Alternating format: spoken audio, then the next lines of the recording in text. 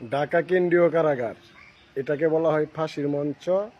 আর এই দেখেন আমরা এখানে কাজের জন্য আসলাম, চারিদিক কিরকম অন্ধকার আমরা আপনাদেরকে দেখাচ্ছি। এই দেখেন ফাঁসির মঞ্চ বলা হয় এটাকে, এটাকে বলা হয় ফাঁসির মঞ্চ। এটা হচ্ছে ফাঁসি কার্য করা হলে এই জায়গায় না ফাঁসি দেওয়া হতো। এটা এখন বন্ধ আছে, আসেন এদিকে আসেন, আপনাদেরকে দেখাই। এটা এখন বন্ধ আছে, এই দেখেন কেন্দ্রীয় কারাগার। আর এখন আমরা যে এটার ভিতরে ঢুকতেছি, এই দেখেন উপর তার কাটার বেড়া আছে, ঠিক আছে। এটার ভিতরে যত দুর্দর্শ আসামি ছিল তারা থাকতো এটার ভিতরে, এটাকে বলা হয় কেন্দ্রীয় কারাগার। এই দেখেন এটার ভিতরে যত ফাঁসির আসামি ছিল তাদেরকে রাখা হতো এটার ভিতরে। তাদেরকে কোনো সময় একসাথে কেউ রাখতে পারতো না, কারণ তারা তো অনেক দুর্দর্শ আসামি ছিল। ওই এটার ভিতরে দেখা যায়, আমার তো বই করতেছে তাই আমি যাচ্ছি না। আসবেন নাকি আপনি আমার সাথে? আসেন, দেখেন আপনারা দেখেন, এটাকে বলা হয় কেন্দ্রীয় কারাগার। এটার ভিতরে আসামিরা থাকতো।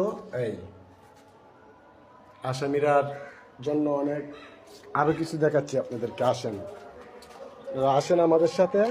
এই দেখেন এটিকে বলা হয়, এটার ভিতরে যত ফাঁসি দেওয়ার আসামি, ফাঁসির আসামি ছিল সব থাকতো এইগুলার ভিতরে। এই দেখেন, দেখছেন আপনারা, দেখেন আপনাদেরকে জেলখানা দেখায়। আপনারা তো জেলখানা দেখতে অনেক পাগল, অনেক। আসেন আরো কিছু দেখায়, এটাকে বলা হয়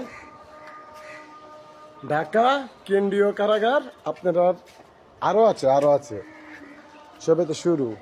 আসেন, এদিক দিয়ে লোকজন কাজ করতেছে, আমরাও কাজের জন্য আসলাম। ওই দেখেন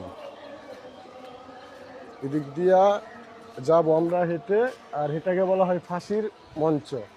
ফাঁসির মঞ্চ আপনাদেরকে দেখাইলাম, দেখেন এটাকে বলা হয় কেন্দ্রীয় কারাগার। এটার ভিতরে আসামিরা ঘোরাঘুরি করতো, আসামিদেরকে ছাড়লে। অনেক কিছু দেখাচ্ছি আপনাদেরকে। এটা হচ্ছে গোসলখানা, আর এই দিক দিয়ে দেখেন এটা হচ্ছে গোসলখানা। আপনাদেরকে ওখানে যেটা দ্বারা নিয়ে যাচ্ছি,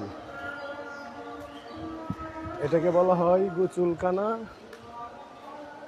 এখানে গোসল আসামিদের জন্য, গোসল আসামিরা গোসল করত।